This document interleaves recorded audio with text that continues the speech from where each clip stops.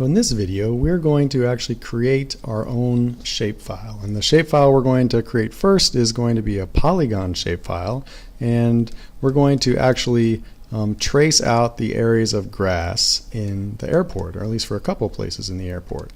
And so the way that we actually create a new shapefile is we use the Arc catalog, which is this funny looking icon up here, and we go down to folder connections where we're working. This is the folder that we want to be working in. You do a right click on that guy and you go to new, and there are some different, and let me shift it over a little bit here so we can all see this. You go to right click on that guy, new, and there are different options, and the option we want to choose is shapefile. So we want to do a new shapefile. I'm going to call this grass. And I don't want it to be a point, I actually want it to be a polygon, because we're going to be interested in finding the areas of grass. And for the coordinate system, we want to actually use the same coordinate system as the air photo. And so we're actually going to import this information, and we can browse for data sets. We click on that guy, we say add, and it will have immediately sucked up the same coordinate system projection information that's in the air photo, and it's going to assign that to our new file. We can leave the rest of the defaults unchecked, and we say OK. And if I shift this guy over a little bit more so we can see it again, we can see we've got a new polygon, a new shapefile, which has popped up here. But if we look at the actual image, there's nothing there, right? And so what we actually have to do is we have to start editing. And if you don't have an editor toolbar, which I don't have at this point, you need to go to Customize, Toolbars, and then find the editor. Okay, so here this is, and I can just shift this up a little bit.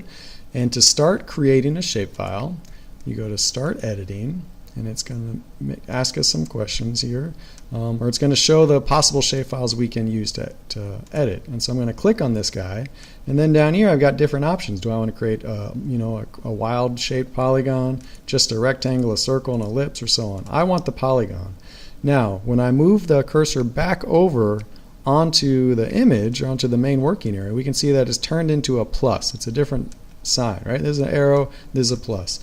And that's an indication that it's ready for you to actually start digitizing. And so I'm going to zoom in just a little bit here, and I'm interested in digitizing this area out here. And so essentially what I'm going to do is I'm just going to do a left click all along the border here, and I'm going to just create my shape.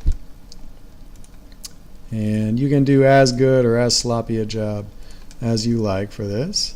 And you could imagine maybe the airport is interested to know how many square meters of land do they need to mow on a regular basis. When you're done with the first polygon, you just do a double left click, and that will sort of stop the game there. Let's say I'm also interested in doing this area up here, this sort of long thin area up here. We can zoom in and we can start another one. As long as my cursor is this little X and I'm on this polygon construction guy, we can do the same thing. So you just sort of click, and I'm actually going to do a poor job because we're going to edit this in the next video, and we're going to scoot our way over here. Let's see here, and we're going along, and I'm not going to worry about that guy too much. And let's work our way back, and we're going to sort of close it off here. Okay, so we've got two new polygons, and I can go to my editor, and I'm going to say stop editing, and I'll say, do I want to save my edits? Yes.